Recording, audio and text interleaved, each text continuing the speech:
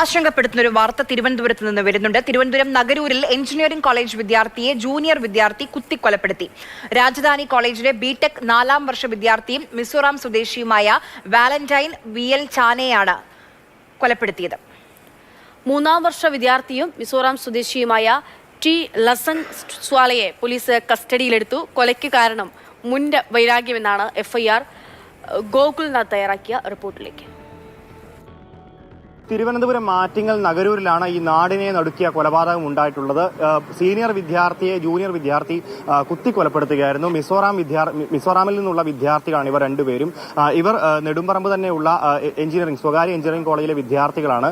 മുൻവൈരാഗ്യമാണ് കൊലയിൽ കലാശിച്ചതെന്നുള്ളതാണ് FIR റിപ്പോർട്ടിൽ police പറയുന്നത്. മുൻപും ഇവർ ക്യാമ്പസിൽ നിന്ന് വഴക്കുകളുണ്ടായിരുന്നു, തർക്കമുണ്ടായിരുന്നു. ഈ തർക്കമാണ് വാലന്റൈൻ എന്ന വിദ്യാർത്ഥിയെ വിളിച്ചു വരുത്തി ലോമ കൊലപ്പെടുത്തുകയായിരുന്നു. നെടുമ്പറമ്പ് ജംഗ്ഷനിൽ എനിക്ക് പിന്നിലുള്ള ഈ പ്രദേശത്ത് വെച്ചാണ് നെഞ്ചത്ത് കത്തി കുത്തി ഇറക്കുകയായിരുന്നു. കറിക്കത്തി കയ്യിൽ കരുതിയിരുന്നത് ഉപയോഗിച്ച് ലോമ വാലന്റൈനെ കൊലപ്പെടുത്തുക എന്ന ഉദ്ദേശത്തോടു കൂടി തന്നെ കുത്തുകയായിരുന്നു എന്നുള്ളതാണ് പോലീസിന്റെ ഭാഷ്യം. എന്തായാലും ഇപ്പോൾ ലോമ പോലീസ് കസ്റ്റഡിയിലാണ്. മുൻപ് ഇവർ പലപ്പോഴായി ക്യാമ്പസിൽ വെച്ച് പ്രശ്നങ്ങൾ ഉണ്ടായിട്ടുണ്ട്.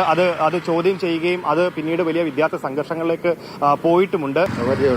ഇവിടെ മിക്കവാറും 2-3 പ്രാവശ്യം ഈ കടയിലും ഇവിടെയൊക്കെ വരും. ഇവിടുന്ന് വണ്ടി വിളിച്ചവർ പോകാറുണ്ട്. അവരുമായിട്ട് അവരുടെ ഭാഷ നമുക്ക് ശരിക്കും അറിഞ്ഞൂടാ. നമ്മുടെ അടുത്ത് അത്യാവശ്യം എന്തെങ്കിലും ചോദിക്കും. കുറച്ച് ഇംഗ്ലീഷും ശരിക്കും അവർ ഇംഗ്ലീഷല്ലേ സംസാരിക്കുന്നത്, എന്നാൽ ഹിന്ദിയും അല്ല.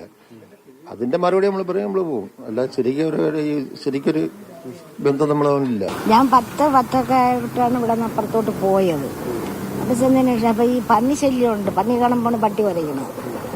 പിന്നെ മലയാളികളാണെങ്കിലല്ലേ സൗണ്ട് ഇട്ട് ഒച്ച വയ്ക്കുള്ളൂ. ഇവർക്ക് ഒച്ച ഇല്ലായിരുന്നു. ഇവിടെ നിന്നും സ്വകാര്യ ആശുപത്രിയിലേക്ക് എത്തിച്ച വാലന്റൈൻ ആശുപത്രിയിൽ വെച്ചാണ് മരണമടയുന്നത്. എന്തായാലും ഇപ്പോൾ ലോമ പോലീസിന്റെ കസ്റ്റഡിയിലാണ്. കൂടുതൽ ചോദ്യം ചെയ്യൽ നടപടികൾ തുടർന്നുകൊണ്ടിരിക്കുകയാണ്. മൃതദേഹം ഇന്ന് പോസ്റ്റ്മോർട്ടം നടപടികൾക്ക് ശേഷം ആയിരിക്കും വീട്ടിലേക്ക് എത്തിക്കുക എന്നുള്ളതാണ് അറിയുന്നത്.